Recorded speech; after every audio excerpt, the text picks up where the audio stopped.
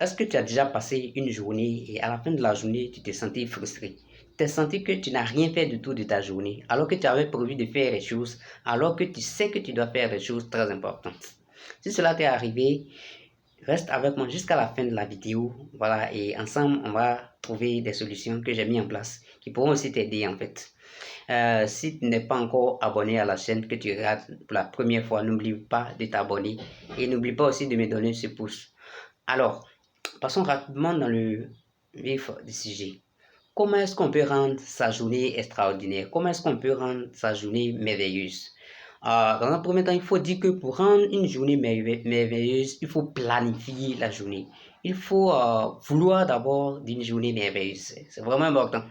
Donc, et pour passer une journée merveilleuse, il faut planifier la journée. À quel moment est-ce qu'on peut planifier la journée? C'est la veille, bien sûr, avant de vous coucher. C'est le moment idéal de planifier la journée, de lister toutes les tâches que vous devez faire et aussi de faire quoi? De mettre un timing à chaque tâche.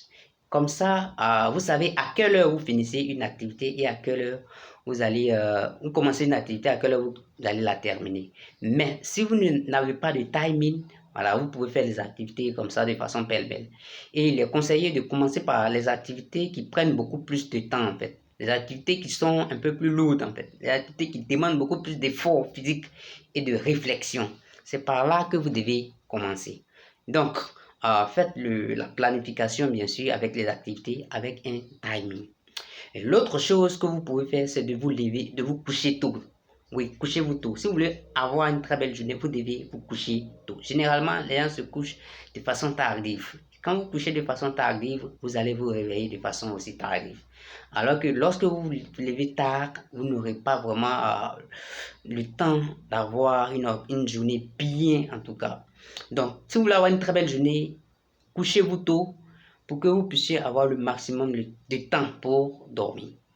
Et vous devez aussi par la suite vous lever tôt. C'est la conséquence, bien sûr. Si vous vous couchez tôt, vous allez vous lever tôt. Mais si vous vous couchez tard, vous allez vous lever tard. Donc, il ne sera rien de passer du temps devant la télévision ou bien en train de faire des choses qui vont vous retarder avant d'aller au lit. Allez très tôt au lit et n'oubliez pas aussi de vous lever très tôt. Il est important que vous puissiez avoir cette habitude de vous lever tôt. La majorité des grandes figures de l'histoire que nous connaissons ce sont des personnes qui se lèvent très tôt. Donc, faites tout pour vous lever tôt. Une fois que vous vous êtes levé, passez automatiquement à faire quoi? À mettre en application votre planning que vous avez fait la veille. Si vous n'avez pas pu faire le planning la veille, vous pouvez faire ce planning-là le matin même. Et l'autre astuce qui est vraiment importante, c'est que vous puissiez respecter le timing. Respectez le timing que vous vous êtes donné pour une activité.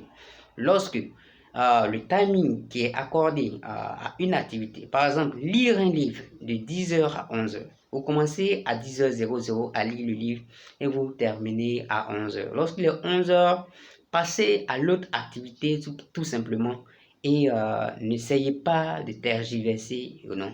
Vous devez faire en sorte de respecter heure par heure, coûte que coûte, ce timing.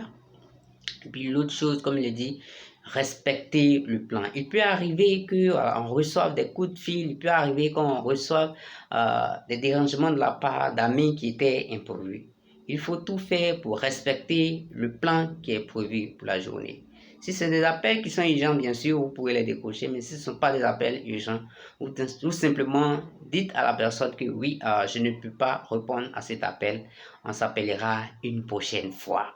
Donc, faites tout pour respecter ce timing-là. Et à la fin de la journée, il est important que vous puissiez faire un bilan de la journée pour voir ce qui a marché, ce qui n'a pas marché.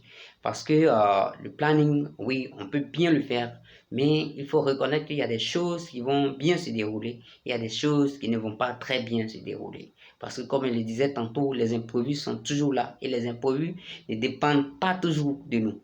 Alors il est important de s'asseoir et de faire le bilan de la journée pour voir voilà, ce qui a marché, ce qui n'a pas marché. Et ainsi de suite. En faisant le bilan, il faut faire encore un autre planning pour demain, pour rendre le lendemain beaucoup plus meilleur. Et je pense que quand on agit ainsi, on rendra ainsi nos journées meilleures. C'est ce que je fais et mes journées sont de plus en plus meilleures. Alors il est important de se fixer des objectifs, bien sûr, de se fixer des objectifs pour la journée du lendemain.